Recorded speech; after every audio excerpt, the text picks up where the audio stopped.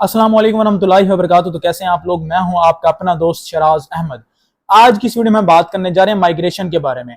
इससे पहले काफी ज्यादा हमने बात की थी माइग्रेशन के रूल्स की, पॉलिसी की। मैंने पिछली वीडियोस के अंदर बात की है कि आप किस तरह से माइग्रेशन कर सकते हो, उसका क्राइटेरिया क्या है। आज की इस वीडियो में बताने जा रहे हैं कि माइग्रेशन का पोर्टल ओपन हो चुका है, माइग्रेशन का नोटिफिकेशन ऑफिशियल हमें रिसीव हो चुका है, उसमें जितनी भी डिटेल्स हैं आपके साथ प्रोवाइड करेंगे। आज की इस वीडियो में आपको 3 से 4 क्वेश्चन का आंसर देंगे। सबसे पहले क्वेश्चन ये होगा कि सर फर्स्ट ईयर वाले अप्लाई कर सकते हैं माइग्रेशन के लिए, फोर्थ ईयर वाले अप्लाई कर सकते हैं माइग्रेशन के लिए, और माइग्रेशन किस तरह से अप्लाई करना है, माइग्रेशन के लिए कौन से डॉक्यूमेंट्स रिक्वायर्ड होते हैं, और माइग्रेशन किस बेसिस के ऊपर होगी, और माइग्रेशन का जो पोर्टल है उसकी लास्ट डेट क्या है। आज की इस वीडियो को आपने पूरा देख लेना है। अगर आप बीएसएन के स्टूडेंट हैं तो आपको ये वीडियो लाजमी देखनी चाहिए, क्योंकि इस वीडियो के अंदर आपको सारी डिटेल माइग्रेशन के बारे में बताएंगे। ठीक है, तो हमारे पास नोटिफिकेशन इसमें मौजूद है, आपको स्क्रीन के ऊपर नजर आ रहा होगा। Application for migration of BSN generic students for a degree programme in public nursing colleges in Punjab. ठीक है, in accordance with the migration policy notified by government. 29 जुलाई वाला जो नोटिफिकेशन था उसमें मैंने आपको सारा बताया था। मेरी पिछली वीडियोस के अंदर मैंने वो नोटिफिकेशन एक्सप्लेन किया हुआ है कि फर्स्ट ईयर वाले जिनके अभी रिजल्ट नहीं आया फर्स्ट ईयर के एग्जाम्स का, या जो अभी फर्स्ट ईयर में है सेकंड ईयर में नहीं है, तो वो अप्लाई नहीं कर सकते। मैं सारा बता रखा था उसमें पहले ही मैंने आपको। यहाँ पे आपने बहुत इंपॉर्टेंट बात नोट करनी है, वो ये है कि बीएसएन सेकंड ईयर और बीएसएन थर्ड ईयर के स्टूडेंट जो हैं वो अप्लाई कर सकते हैं माइग्रेशन के लिए। उसके बाद है एलिजिबिलिटी क्राइटेरिया।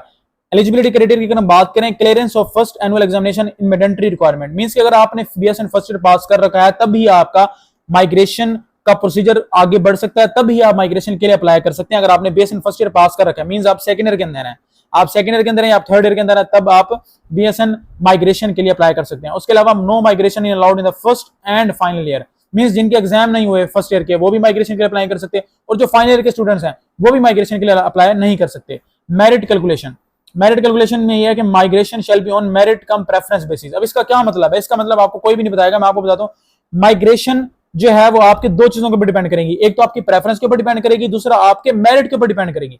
देखिए, अकॉर्डिंग टू योर प्रेफरेंस, आपकी प्रेफरेंस कौन सी है, फिर आपका मेरिट कौन सा है, इन दोनों चीजों के ऊपर डिपेंड करेगी।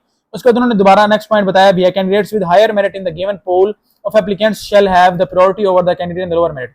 मिसाल मैं आपको देता हूं, आप में से 10 बच्चे जो है वो निश्तर हॉस्पिटल में अप्लाई करते हैं, 10 में से 5 बच्चे ऐसे हैं जिनका बाकी जो 5 उनसे ज्यादा मेरिट है और उनकी प्रेफरेंस निश्तर है। ठीक है, निश्तर उनकी फर्स्ट प्रेफरेंस है, निश्तर उनकी फर्स्ट प्रेफरेंस है, उनका मेरिट भी ज्यादा है, और जो लास्ट वाले 5 है उनकी जो प्रेफरेंस है वो कोई और है, और निश्तर जो है उनका मार्क्स भी कम है, तो उनकी प्रेफरेंस भी ज्यादा, मेरिट भी ज्यादा, तो वो निश्तर में उन बच्चों का हो जाएगा। मैंने एक एग्जांपल आपको दिया, जब आपको हम अप्लाई करके दिखाएंगे तो आप उसमें सारा देख लोगे। उसके बाद है जनरल इंस्ट्रक्शंस में ये क्या कि number of vacant seats shall be displayed on the PHF portal. जैसे मैंने आपको पिछली वीडियो में भी बताया था कि पीएचएफ पोर्टल के ऊपर ना थोड़े से सीट्स शो हुई थी, दोबारा भी ये प्रॉपर जितनी भी सीट्स अवेलेबल हैं उन सबको पीएचएफ पोर्टल पे शो किया जाएगा। Students would apply on portal and provide the no due certificate and no inquiry certificate from the considered principal college of nursing at the time of application। आपने कोई इस तरह का वो जो ड्यूज सर्टिफिकेट है या कोई इस तरह के सर्टिफिकेट्स, पहले ना काफी एक मिथ था कि आपने एनओसी बनवाना है, पता नहीं क्या क्या करवाना है, वो कहना कि यहाँ पे इस तरह की कोई ड्यू सर्टिफिकेट, कोई आपको जो है ना इंक्वायरी सर्टिफिकेट आपने जो है ना प्रोवाइड नहीं करनी। उसके बाद है only one time application will allowed in 4 year training programme, means के सिर्फ आप एक दफा पूरे 4 साल की डिग्री में माइग्रेशन करवा सकते हो। ये नहीं आप एक जगह पे हो फिर आपने कहा मैंने वहां जाना फिर मैंने वहां जाना, ऐसे नहीं होगा, सिर्फ आपने एक दफा माइग्रेशन करवानी है।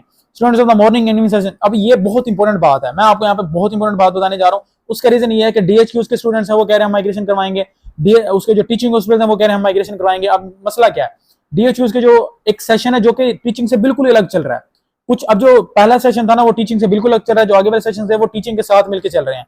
जो टीचिंग के साथ जो मिलकर चल रहे हैं वो माइग्रेशन तो करवा सकते हैं, टीचिंग में भी करवा सकते हैं क्योंकि उनका सेशन सेम था। लेकिन जो बच्चे जिन्होंने जिनका फर्स्ट बैच था डीएचक्यू उसके अंदर उनका कोई सेशन है ही नहीं टीचिंग में, तो वो माइग्रेशन नहीं करवा सकते बिल्कुल। For migration you have to consider कि आपकी बैच सेम होना चाहिए, अगर आप मॉर्निंग के हैं तो मॉर्निंग के अंदर माइग्रेशन होगी, अगर आप इवनिंग के हैं तो आपकी इवनिंग के अंदर माइग्रेशन होगी, और उसके अलावा आपकी सेशन सेम होना चाहिए। ठीक है, तो ये है। और उसके अलावा मेल फीमेल का भी बड़ा मैटर करता है। आप मेल कॉलेज में नहीं माइग्रेशन करवा सकते या कोई मेल फीमेल कॉलेज में माइग्रेशन नहीं करवा सकता, just consider to be same session. उसके बाद है स्टूडेंट्स ऑफ द मॉर्निंग, अच्छा students can migrate from annual to annual and modular to modular examination system. ठीक है, मैंने आपको जैसे पहले बताया। Students apply against vacant seats at college of nursing shall complete to be considered.